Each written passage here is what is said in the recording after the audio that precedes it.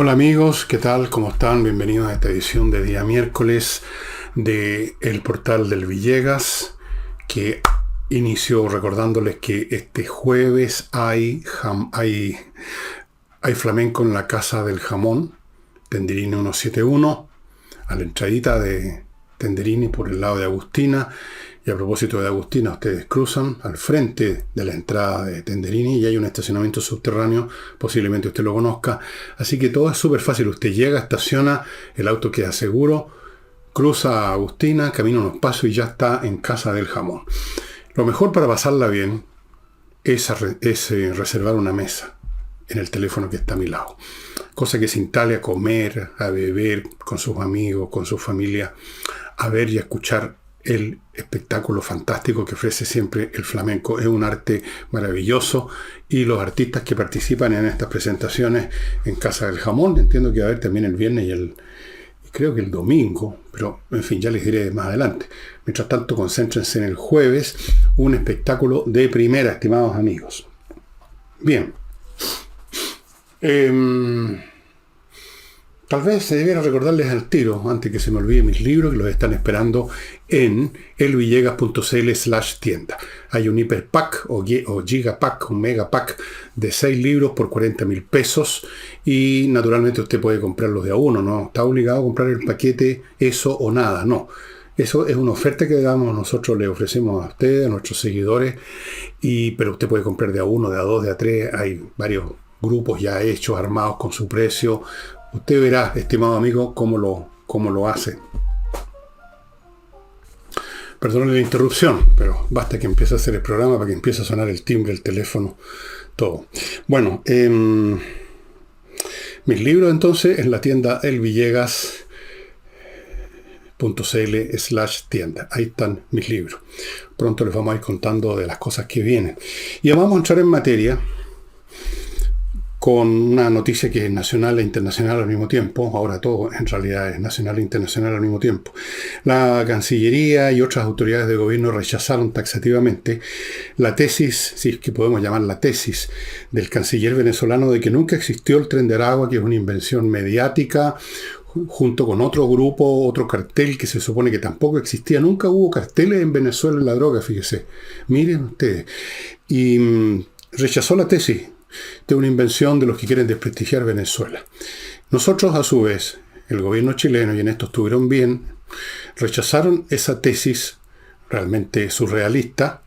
Hubo reacciones del subsecretario del Interior, de la ministra del Interior y del canciller von Claveren, que Monsalves dijo simplemente lo que dije yo ayer, lo que todo el mundo sabe. La existencia del Tren de Aragua está tan acreditado como la existencia del Sol, de la Luna y de cualquier otro fenómeno que está a la vista, acreditado, con hechos, con eventos, con tutti. No es cuestión de venir a decir que no existe.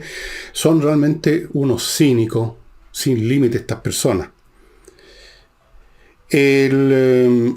Claro, fueron suaves en el rechazo de esta tesis tan peregrina de los venezolanos.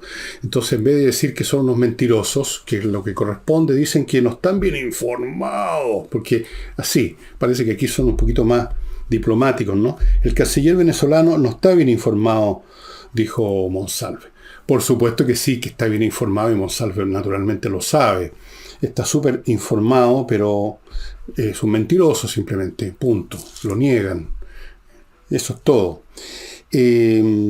Luego uno de ellos, me parece que el propio Monsalve dijo que esperaría que las autoridades venezolanas estuvieran informadas de la realidad. Ahora, aquí entramos casi en el territorio de la metafísica, porque no es solamente o simplemente que estas personas mienten, ven una realidad como nosotros, pero niegan que exista tal o cual cosa dentro de ese universo real que es el mismo que habitamos nosotros. Puede ser también que ellos habitan otro universo, un universo paralelo, donde efectivamente el Tren de Aragua no existe.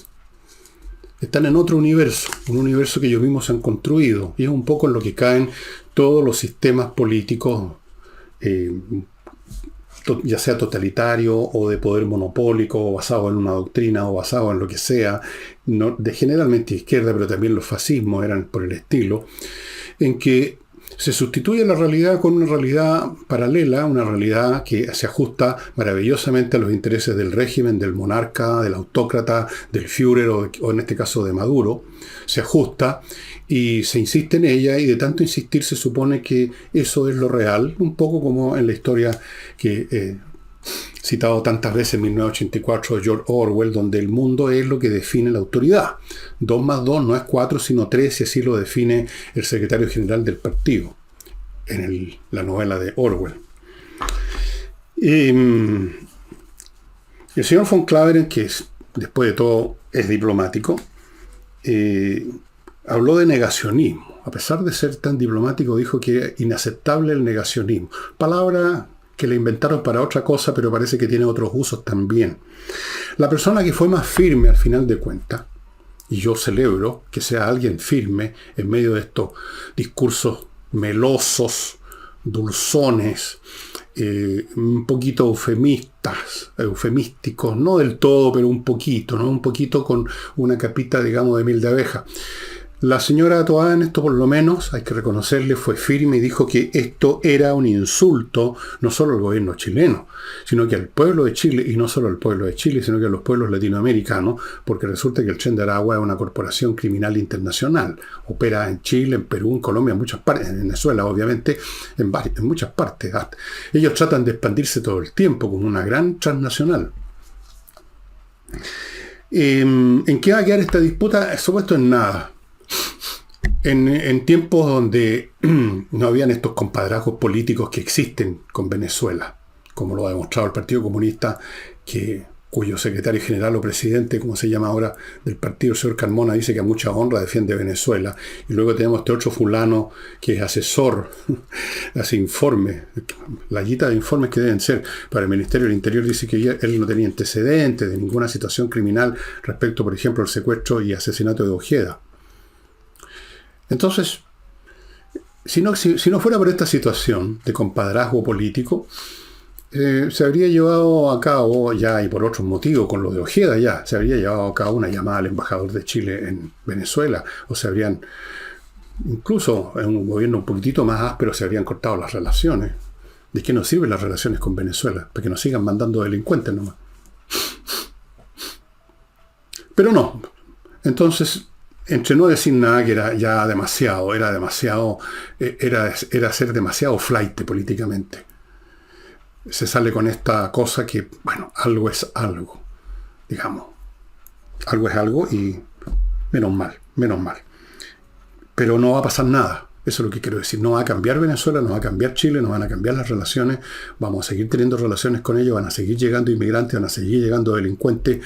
Vamos a seguir con los Carmona diciendo que a mucha honra defienden Venezuela. Vamos a seguir con los asesores que, a pesar de que son personas que supuestamente investigan, no sé qué investigan, debieran, por lo tanto, haberse dado cuenta de lo que había sido el caso Ojeda, pero no se dieron cuenta de nada. Nada de eso va a cambiar. Nada. Pero nos quedamos en los gestos, en las palabras. Este es un gobierno de palabras. Por lo menos tuvo estas palabras. Peor es nada. Y ya que estamos en palabras, veamos ahora un hecho que nos compete bastante directamente porque viene del lado. El presidente Milei, presidente de Argentina, en reunión con altos oficiales del Comando Sur de Estados Unidos, avanzaron en el proyecto, que ya se va a convertir en realidad, de instaurar una base norteamericana en Ushuaia. Norteamericana y argentina, supongo. Pero básicamente norteamericana, para que estamos con cosas. ¿Y qué dijo Milei sobre esta materia? Dijo que era el primer paso para recuperar las Malvinas, como llaman en Argentina las Islas Falkland. Y aquí viene la parte que nos compete, avala el reclamo sobre la Antártica, lo cual produjo variadas reacciones muy distintas entre sí en el Congreso Nacional. Yo no sé a qué reclamo se refiere Milei, porque la Antártica, a partir del Tratado Geofísico Internacional de 1959, si no me equivoco, no es territorio sujeto a reclamos. No. Es un lugar donde las bases que se han instalado, y se han instalado bases de países muy lejanos a la Antártica, como China. Aquí la cercanía territorial ya importa re poco, ya voy a tocar este tema, supongo. No es un continente, el continente helado, como le dicen, que esté sujeto a reclamaciones, es decir, que hayan 2 o 3 países que están reclamando el mismo territorio y en esa reclamación se arreglará ya sea con tratado o a balazo limpio, no sé, o en cortes internacionales. No corresponde nada a todo eso. Es un territorio, es un limbo geopolítico, podríamos decir, la Antártica. Así que, ¿de qué reclamaciones está hablando Milei? Pero está hablando de reclamaciones. Y hoy en día, lamentablemente, vivimos en unos tiempos en que el Tratado Geofísico Internacional de 1959 respecto a la Antártica y cualquier otro tratado que usted enarbole o cualquier otra jurisprudencia internacional, el Tribunal de la Haya, esto, lo demás allá, hoy en día tienen cada vez menos valor. Todos los países que quieren algo se lo pasan por el forro de los pantalones, como hizo China, cuando el Tribunal de la Haya dijo que no tenía ningún derecho a reclamar casi el 90% del mar de la China, y les importa un huevo a los chinos. Y todo el mundo se mete por ahí, los tratados internacionales. Los rusos tenían un tratado que se firmó con presencia de Estados Unidos y de otros países europeos, con Ucrania, y ya ven ustedes, invadieron Ucrania y están ahí destruyendo Ucrania todo lo que pueden. O sea, también, los tratados hoy en día valen hongo, los acuerdos, todas esas cosas que son válidas en periodos donde hay un orden mundial más o menos estable, y entonces hay dificultades para romper las normas, los acuerdos, los tratados, pero cuando se ha roto el orden completo, con mayor razón se rompen o dejan de ser tomados en cuenta los tratados específicos, particulares. Así que por ese motivo, en el Congreso chileno hubo una serie de reacciones distintas. Hay algunas reacciones, como por ejemplo la del señor Soto, congresal del PPD, quien dijo que no debiera abrirse una polémica en materias de soberanía. No corresponde, en el tema de la soberanía no corresponde. Y habló de la imprudencia de Milei en materias internacionales. Quizás no se acordó de la imprudencia de Boric, que ha ido mucho más lejos que Milei, mucho más lejos que Milei en imprudencia, en tonterías más bien. Porque por último lo de Milei a uno le puede gustar o no, pero es un asunto que tiene que ver con los intereses argentinos por lo menos. Lo que hizo Boric con Israel va contra los intereses chilenos. Pero en fin, dejemos de lado eso. Habló entonces de la imprudencia de Milei en materias internacionales. Otro, como el señor Brito, de una de estas facciones del Frente Amplio, habló de una carrera armamentista. Yo creo que están exagerando un poco los que ven en esto un tema que va a crear una carrera armamentista. Luego hay otros, como el señor Lavé de la UDI, que dijo que lo que hace Milei tiene lógica y buena intención. Desde luego tiene lógica. Lo que hace un gobernante para favorecer a su país con o sin tratado siempre tiene lógica, la lógica del poder, la lógica de las ambiciones geopolíticas de su nación, en ese sentido. La lógica de la Realpolitik, como dicen los alemanes, la política real, que es algo que aquí se desconoce en la izquierda. Aquí creen en la política exterior color turquesa, no en la de color realidad. Entonces hay distintas visiones y yo personalmente creo que hay que esperar y ver específicamente, porque estas cosas toman tiempo, en qué se traduce estas palabras de Milei, en qué se traduce en lo práctico la instalación de esa base. Todas estas cosas toman tiempo. Naturalmente hay que estar pendiente porque también toman tiempo las reacciones y toman tiempo después cuando son tardías y el otro ha usado ese tiempo para solidificar su posición, entonces uno está en desventaja. Hay que estar atento a cómo se traduce esto con respecto a la Antártica, que repito, es un tema que yo creo que ya hoy escapó a lo que se haya pensado en el año 59, cuando muy pocos países, contados con los dedos de una mano, tenían base en la Antártica. Cuando no había, digamos, la conciencia que hay ahora de los recursos enormes que pueden haber debajo del hielo. Si ese es un continente como cualquier otro que tiene una capa de hielo encima, no es puro hielo flotando en el mar. Hay recursos. Y entonces llega todo el mundo instalando bases con pretextos científicos. Todas son bases científicas. como digo, los chinos, y los chinos cuando hacen las cosas las hacen en grande. Entonces, efectivamente, en algún momento supongo que este tema va a emerger, pero esperemos con atención y con cuidado, sin caer tampoco en histeria de que hay una carrera armamentista. Pero en todo caso, lo que dice este señor de la carrera armamentista tiene cierto valor en lo siguiente. Cualquiera que sea la situación que se viva en el futuro, las contingencias que ocurran que son impredecibles, hay una cuestión que es constante, que es una verdad constante. Si vis pacem para bellum, si quieres paz, prepárate para la guerra. O, si ustedes quieren una variante más suave, si quieres preservar tus intereses, mantente fuerte. Porque los débiles, ay de los débiles, amigos míos.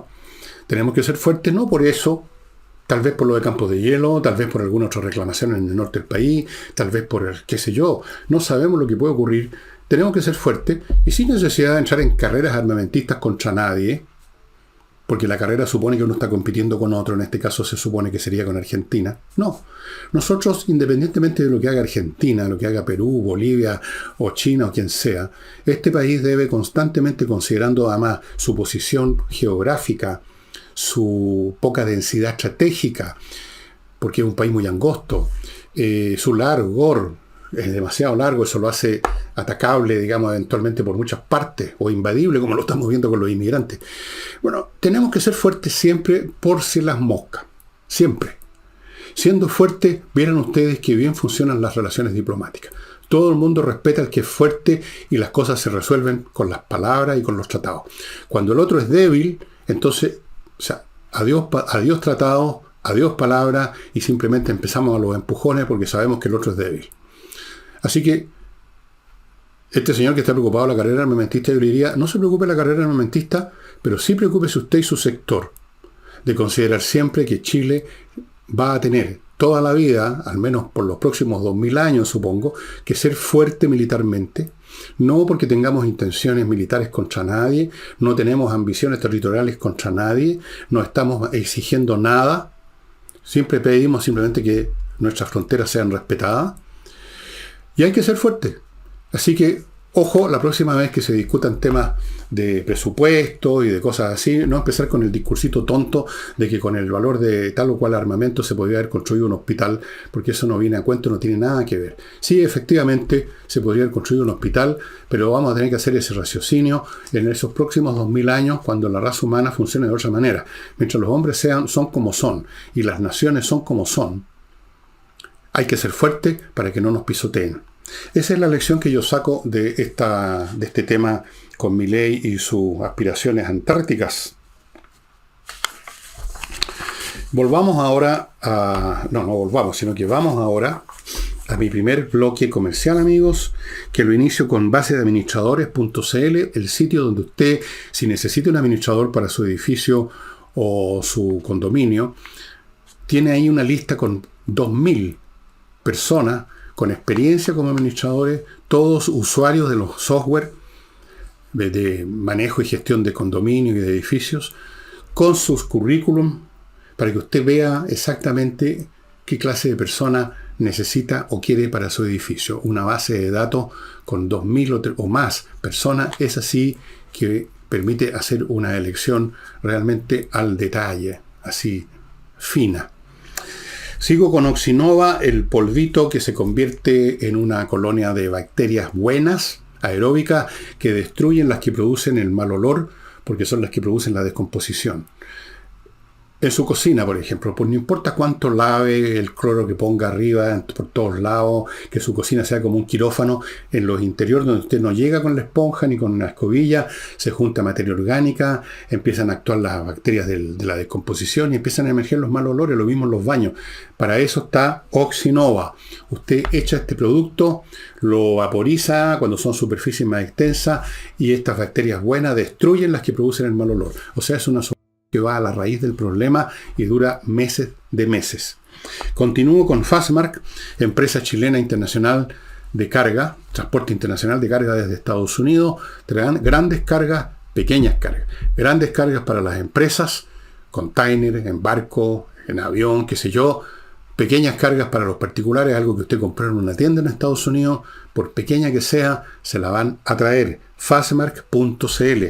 Y Torch, no les voy a mostrar hoy día ninguna linterna, pero ustedes ya han visto varias aquí que les he mostrado lo potentes que son, lo prácticas que son, lo pequeñas que son, pero hay unas un poco más grandes, hay toda clase de linternas, todas resistentes al agua, los golpes, todas con batería propia, autónoma, que se carga en un computador, enchufándolo a una unidad USB.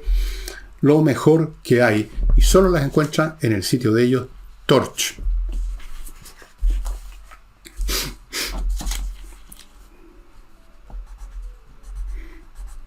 Dicen que la empresa CAP, que es la que suspendió las operaciones de Huachipato, de la siderurgia, porque no podían competir con los precios del acero chino, y que han pedido un alza de aranceles que fue concedida, pero menos de lo que ellos necesitan, lo que ellos dicen que necesitan, están ahora diciendo que no ven con malos ojos la idea de tener un socio estratégico, y esto me suena, la palabra socio estratégico, no creo que cueste mucho darse cuenta que se están refiriendo al Estado. ¿Qué otro socio estratégico? No me imagino ninguna empresa privada que antes de hacer ningún negocio o inversión ven las cifras. No me imagino que otro podría estar interesado en meterse en Huachipato y poner plata por una cuestión de mantener a la región, digamos, en calma, de que no se les venga encima a toda la gente de Biobío. Ahora lo llaman socio estratégico. Bueno, yo no sé lo que va a suceder. Yo no sé si el Estado va definitivamente a decir que sí, me parece una buena idea, yo voy a poner plata. No creo que no va a suceder, porque en primer lugar no hay plata. En segundo lugar, hasta los más tontos del sector se dan cuenta que eso sería el peor negocio del mundo, que no es la forma de afrontar el problema. Y quizás esperar que en una de esas una empresa china se le ocurre que podría ser buena idea meterse acá, a través de Huachipato. Total, tenemos empresas chinas a todo nivel, desde mall, restaurantes, hay incluso ya células criminales que actúan en Chile. Los chinos están en todas en nuestro país. Así que en una de esas puede haber una empresa china que se interese en hacerse parte y luego ver, no sé, ojo con los chinos, que cuando llegan a hacerse cargo de una empresa, como lo viene una empresa norteamericana, que hay un documental sobre eso muy interesante, son implacables, serán muy comunistas, pero no les importa en absoluto, digamos, el bienestar o el de los trabajadores. Vamos cortando cabeza, vamos echando gente, vamos bajando sueldos, vamos aumentando las horas de trabajo. Sí, pues, así es que, no sé, vamos a ver qué pasa con esta guiñada que dicen algunos que le hace al Estado la CAP. Yo creo que no va a pasar nada, que va a haber palabrerío nomás. Es la única mercancía que el gobierno puede dar, digamos, sin límite, infinitamente. Siguiendo con la política, un grupo de diputados de oposición, todos los partidos de oposición en la UDI, creo que republicanos también, RN, Amarillo, Demócrata, fueron a la Corte Suprema para solicitar la remoción del fiscal Javier Armendáriz, al que acusan de tener una animadversión previa contra el general de Carabineros, el señor Yáñez, el director general, y en esa calidad de... ¿Dónde dejé las hojas? En esa calidad de enemigo de Carabineros, el hombre no sería confiable, no podría esperarse de él un juicio justo, o más bien dicho, una acción judicial justa. Así que estarían pidiendo su cambio. Simplemente no es el hombre que da confianza en esta materia. Yo creo que eso es una iniciativa absolutamente una pérdida de tiempo. Entiendo que la Corte Suprema recibió la petición porque forma parte de la Constitución, el artículo 88, 89, creo que los congresales pueden hacer este tipo de petición, que tal o cual fiscal no opere en una causa. Pero de ahí a que remuevan a Armendáriz, que es lo que están pidiendo, eso es simplemente imposible. Piden reevaluar piden reevaluar la petición de formalización contra Yáñez, Rosas y Olate, o sea, no solamente contra el actual director general. Dicen en su petición que tienen que revisarse los antecedentes del caso y que lo hagan fiscales que no hayan expresado en su momento, como hizo Armendáriz, animadversión hacia Carabineros y apoyo a eso que llaman, hasta el día de hoy se sigue llamando, el estallido social.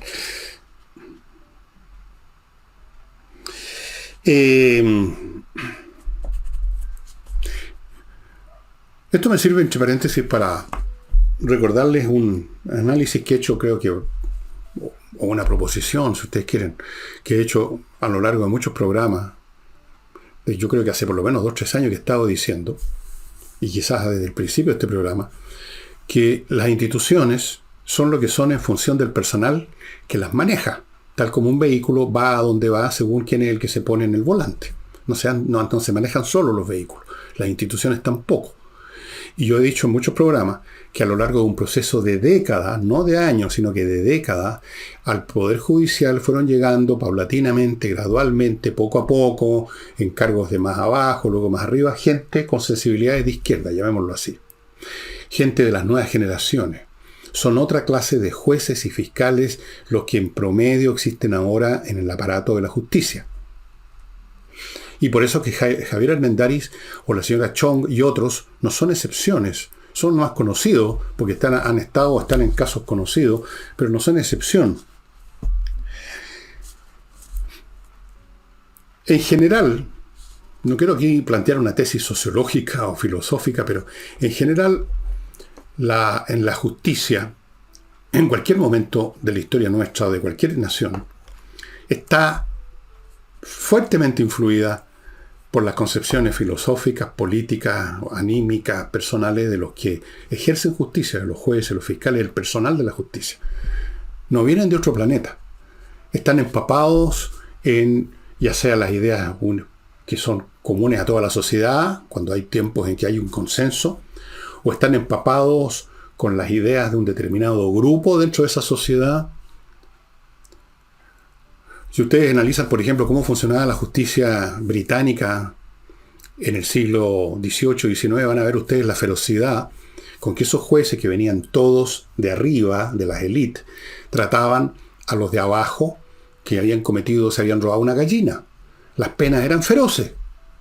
Y las penas eran feroces no solo porque los jueces fueran feroces, sino porque las leyes, votadas también por miembros de la élite, eran feroces contra el robo, contra cualquier cosa que atentara contra la propiedad.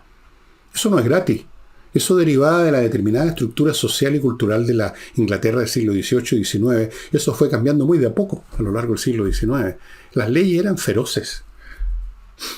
Y los jueces eran feroces. Ahora, pensemos lo que pasaba en la Unión Soviética con la justicia. Los jueces eran comunistas y funcionaban con los conceptos y los principios comunistas. Si ustedes quieren ver un ejemplo, enterarse de un ejemplo muy desnudo de eso, examinen, porque hay mucha literatura, tanto literaria propiamente tal, como científica, sociológica, histórica, lo que fueron los llamados juicios de Moscú en los años 30, cuando los opositores al régimen de Stalin fueron llevados a una corte, fueron tratados como a patada y fueron todos ejecutados. Eran una farsa. ¿Por qué? Por lo mismo. Vayan a ustedes a los juicios que se hacían contra los tipos que habían detenido, supuestamente por pecados contra la Revolución Francesa. En 2 días o menos, los tipos eran guillotinados. Pasaban por un juicio de un famoso juez que luego le tocó a él que lo guillotinaran. No había manera de impedir que se llegara al dictamen de que la persona tenía que ser guillotinada. ¿Por qué?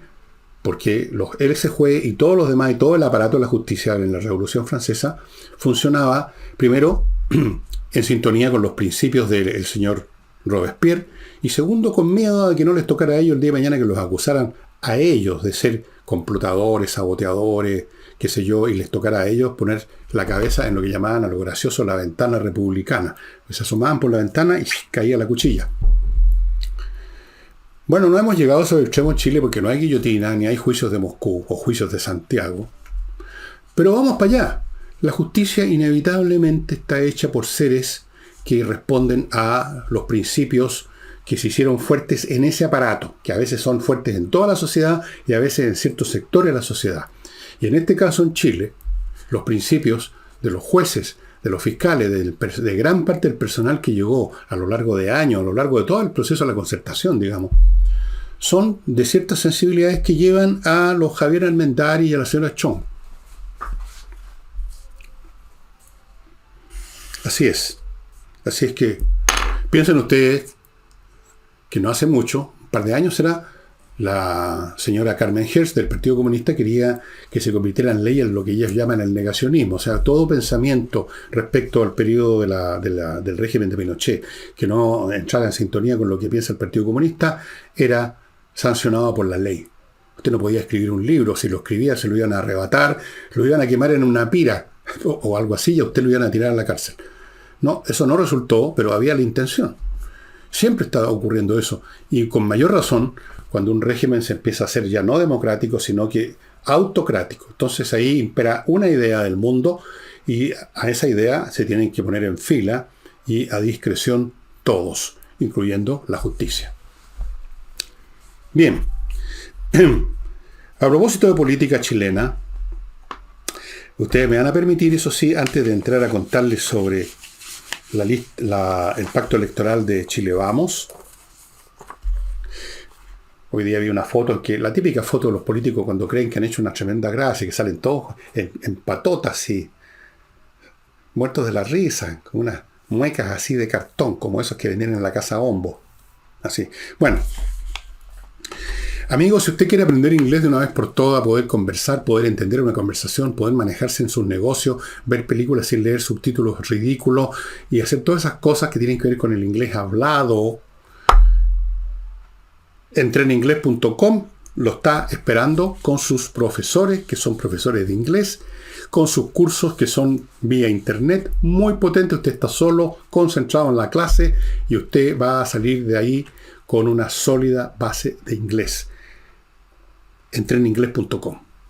Continúo con Clínicas Alzheimer, una clínica fundada por el doctor Manuel Lavado, que es un ilustre especialista en estas materias, y que les recomienda a ustedes que si tiene un pariente que quizás podría estar dando signos de tener esta enfermedad tan terrible, llévelo ya para que lo examinen, porque si efectivamente es así, un diagnóstico precoz hace posible un tratamiento bastante más eficaz, mucho mejor. Y si ya está definitivamente en el territorio del olvido, entonces hay que llevarlo a la clínica de todas maneras, donde va a estar bien tratado, bien cuidado por especialistas. No se puede tener un enfermo de Alzheimer en la casa. Es peligroso para él, peligroso para la familia, es una cosa realmente un infierno. Así es que Clínica Alzheimer. Sigo con Lomas de Millaray, un proyecto inmobiliario en la zona, en la región de los lagos, no zona, la región de los lagos. Preciosa. Ahí están estas parcelas con electricidad, con agua, con fibra óptica, con todo. ¿Quiere saber cómo es el paraje?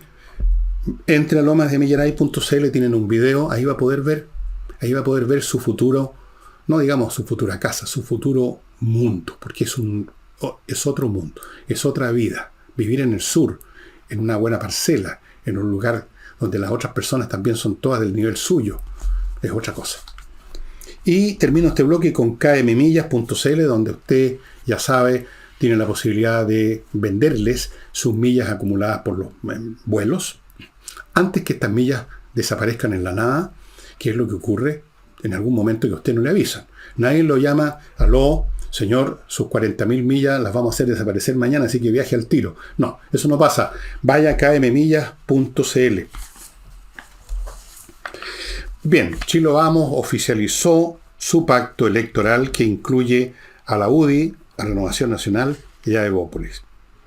Pregunta, ¿y dónde están los demás de la oposición? ¿Dónde están los amarillos? ¿Dónde están los republicanos? ¿Dónde están los demócratas? No están. Así que he aquí un acto, un pacto, que es un pacto de unidad, que al mismo tiempo revela la falta de unidad. Porque esto ya ahora, para las elecciones municipales de octubre, esto ya debiera estar haciéndose con unidad, ya debiera haber una agenda, ya debiera haber un llamado o comienzo de llamado que electrice, que congregue, que sea un punto de referencia para la ciudadanía que no comulga con las ideas de la izquierda. Ya debiera haber esto para formarse con el tiempo, fortalecerse, pero no. Tenemos estas cosas, tenemos estas precandidaturas, tenemos estos pactos parciales. La propia gente que hizo declaraciones de este grupo que se sacó la foto, dijeron que era lamentable, pero que no estuvieran los demás, pero que en fin se seguirán los esfuerzos. No hubo reproches, por supuesto, porque eso sería para peor. Pero yo como ciudadano que voy a votar contra el llamado progresismo, que para mí no es progresismo, sino que todo lo contrario, es retrogresión política completa hacia el periodo más o menos del Paleolítico, lamento que ya nos esté dando unidad ahora, con candidatos de toda la oposición, los mejores que se encuentren. Y no es necesario darle la posibilidad de elegir a doña Juanita, que en el fondo no es para que se busque el mejor, sino que a ver si ganamos nosotros. No, es una soberana idiotez, es un error estratégico fundamental. Yo he dicho y repito, si la izquierda se mantiene, si la izquierda no sufre una derrota catastrófica, va a ser gracias a la derecha. Y ahora vamos a la señora ministra Janet Jara del Trabajo, comunista, quien tuvo una discusión áspera con gente de las AFP respecto a los temas de la edad de jubilación. Y naturalmente las AFP, como está ocurriendo en todas partes del mundo, por razones biológicas, demográficas, de necesidad económica, por todas las razones del mundo, en todas partes con dificultades, por supuesto, se está atrasando la edad de jubilación. En Francia, por ejemplo, ha sido un tema importante de disputa y de protesta, porque naturalmente que la gente quiere trabajar lo menos posible. Entonces la idea de que en vez de jubilarse a los 65, sea a los 67, apenas 2 años más les parece atroz. Pero eso es otra cosa. Una cosa es lo que a la gente le gusta o no le gusta, y otra cosa es lo que es racional o no. Y la señora Jara, rechazando esto, pretendió que hay razones. No habló de lo que la gente quiere, sino que dijo que habían muchos antecedentes para demostrar de que atrasar la edad de jubilación no servía para nada, y dio argumentos. Yo dije, bueno, ¿cuáles son los muchos argumentos? Dio 2 tan malos que llega a dar pena. En uno de ellos dijo, fíjense bien, la inserción laboral de personas mayores de 50 años es más compleja y se les pagan salarios menores a personas con menos capacitación. Analicemos esta frase. Primero, no se trata de inserción. Se trata de que gente que ya está trabajando, siga trabajando. No se trata de personas que están fuera, ese es otro tema. ¿Cómo hacer para que se incorporen de nuevo, como ocurre mucho en Estados Unidos? Después les voy a contar, les digo al tiro, en Estados Unidos una multitud de empresas están ahora contratando a gente que se jubiló hace rato, por muchas razones, entre otras porque son más eficientes que los jóvenes de hoy, que lo único que quieren es el año sabático, o llegan a una empresa y ya están mirando cómo irse a otra, o no tienen las disciplinas de antes, ni las ganas de trabajar, lo que sea. Entonces estos viejos que se las saben de memoria, los están contratando. Pero no es ese el tema. No se trata de insertar a mayores de 50. Se trata de que sigan esos mayores de 50 trabajando. Primera cosa. Después dice que es más complejo. Bueno, pero como repito, no es el tema la inserción. Estamos hablando de que no se jubilen todavía. No que desde la jubilación vuelvan al trabajo. Miren cómo enreda las cosas esta señora. Y se pagan salarios menores a personas con menos capacitación, porque ella asume que estos seres tienen menos capacitación. Mientras más años una persona está trabajando, más capacitación tiene, incluso si entró en pelotas a una pega. Por último, por la experiencia acumulada. Más años, más capacitación, por definición, señora Jara. Pero como no tenía realmente argumento, dio todas estas cosas que son absurdas. Primero, no se trata de inserción, no se trata entonces tampoco de salarios menores, porque tienen menos capacitación. Puras sofismas. Porque no tiene ningún argumento. La señora Jara, entiendo que es abogado, entiendo que estudió administración también, pero parece que no se sabe la tabla del 4, Porque en el caso de ella, como de todos sus compañeros de partido y de la izquierda en general, el mundo de los datos concretos, del cálculo matemático de las cosas, del análisis fáctico, empírico, con cuadros estadísticos, eso no es para ellos. Ese territorio no lo conocen, no lo transitan. Ellos se mueven en la palabrería. Y la palabrería aquí consistió en decir que hay muchos antecedentes y no hay ninguno. No hay ninguno. Todos los antecedentes que se barajan en todo el planeta es que hay que postergar la edad de jubilación, cosa que mucha gente quiere y otros no, por supuesto. ¿Por qué no? Señora Jara, yo tengo 75 años. Estoy recontrapasado la edad de jubilación. Y aquí estoy trabajando más que cuando era joven. Y hay otros viejos, como yo, que están trabajando también por su cuenta, pero están trabajando, da lo mismo si usted está trabajando en una empresa fiscal, en una empresa privada, por su cuenta está trabajando. Está usando el día para hacer un trabajo. Y yo no tengo ningún problema, y esos otros viejos no tienen ningún problema, porque las cosas han cambiado. Podemos tener 65, 70, 75 o más, pero hoy en día, por los recursos de salud que hay, por la mejor alimentación, porque tenemos suplementos vitamínicos, por 1.000.000 de razones, hoy en día los viejos funcionamos como si tuviéramos 20 o 30 años menos. Entonces, ¿qué? ¿Cuál es el problema? ¿Cuál es el problema? Además, veámoslo por el otro lado. Simplemente, jubilaciones tempranas que desperdician años de vida útil que tienen las personas hoy en día. 10 años, 15 años más de vida útil para su personal provecho y para provecho de la sociedad. Que ahora se perderían, que ahora se pierden. Resulta que no jubilar más tarde es ya inviable. Desde el punto de vista financiero, estimada señora, el argumento que usted sacó también, y que sacan todo lo de su sector de las bajas cotizaciones, tiene que ver con eso, entre otras cosas.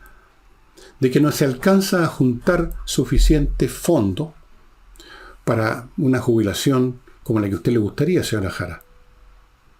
Fuera del hecho de que las AFP no pueden inventar jubilaciones mayores a los ingresos que una persona tuvo a lo largo de su vida. Eso va contra toda lógica. Pero en fin, no se puede discutir con personas como la señora Jara, porque ella es feligresa del Partido Comunista y por lo tanto va a repetir hasta el fin de los tiempos que hay antecedentes que niegan que sea conveniente retrasar la edad de jubilación. Ella cree que esto es un argumento de interés puramente para la AFP, que es un argumento interesado, un argumento malicioso, porque obviamente las AFP son empresas privadas, así que tiene que ser un argumento malo. No se puede aceptar porque viene de los malos, de los chicos malos. Así razonan estas personas.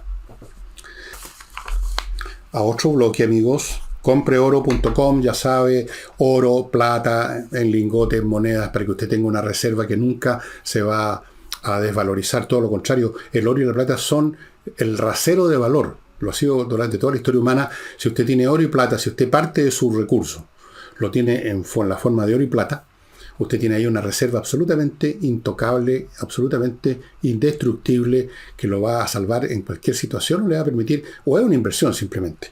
Compreoro.com. Continúo con SLI Consultores, Servicios Logísticos de Ingeniería, consultores en temas logísticos, que son ver cómo opera en ese plano, en el plano de la logística, que abarca un montón de cosas, básicamente movimientos físicos de cosas, la mercancía, los containers, el almacenaje, el ir para acá, para allá, todo eso es logística y es un tema complicado, un tema donde se pueden hundir las empresas.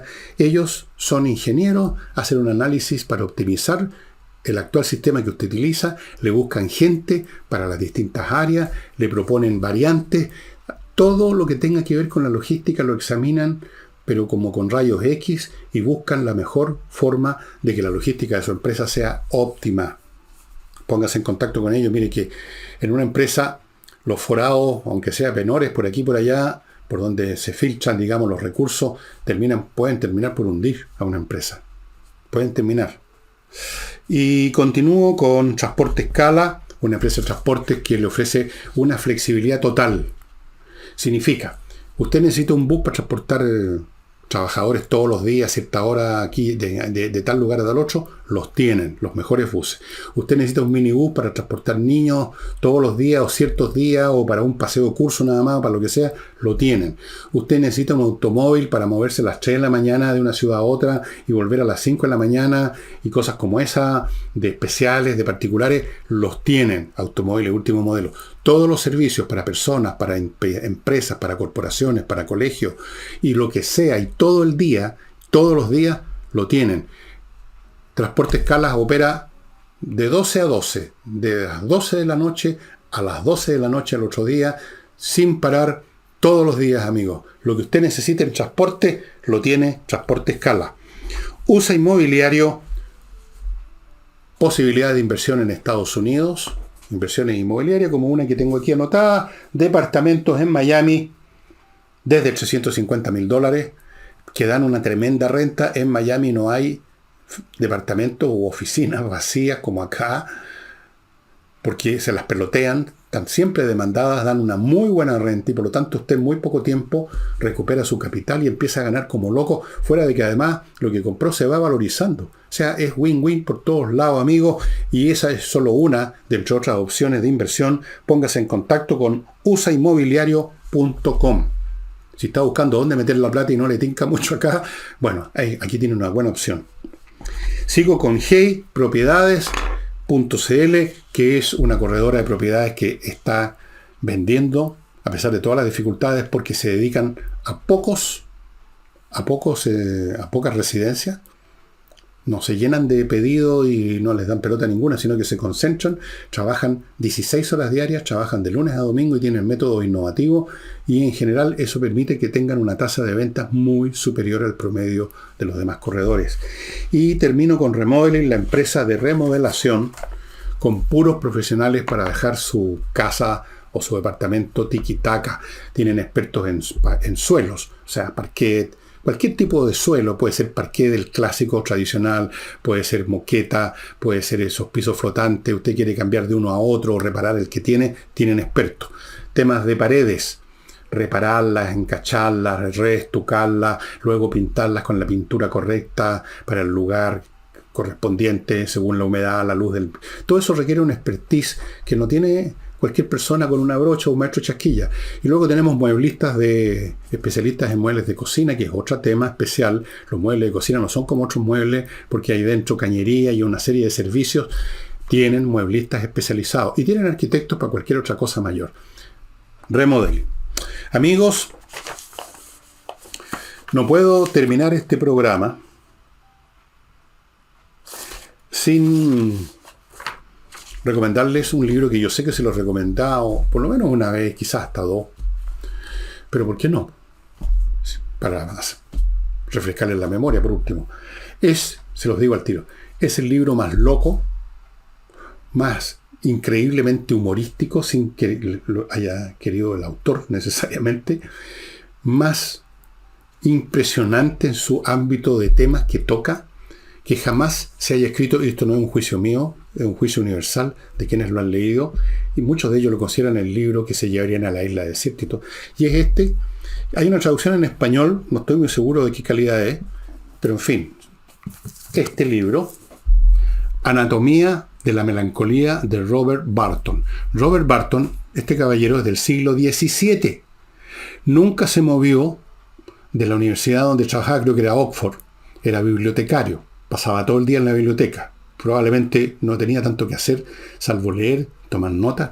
Y este libro, yo no lo puedo definir, es una locura. Ve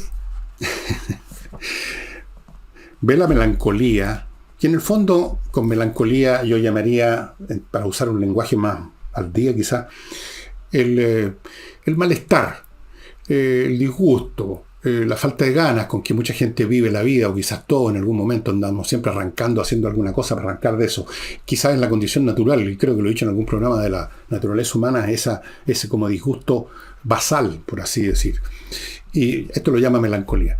¿Cómo los seres humanos nos hemos tratado de escapar de eso? Y aquí analiza todas las posibilidades en este libro gigantesco, que tiene una cantidad que no les quiero ni decir de páginas, grueso, pero mientras más grueso un libro entretenido mejor, pues significa que es una torta de novio interminable, infinita. Es muy divertido, muy ingenioso, de una erudición absoluta. Este hombre se lo leyó todo, me consta por las citas que hace. Me recuerda a Montaigne, de repente, que es un poco, es anterior, ¿no? Montaigne es del siglo XVI y este hombre es del siglo XVII. Es el libro más divertido que ustedes jamás puedan leer.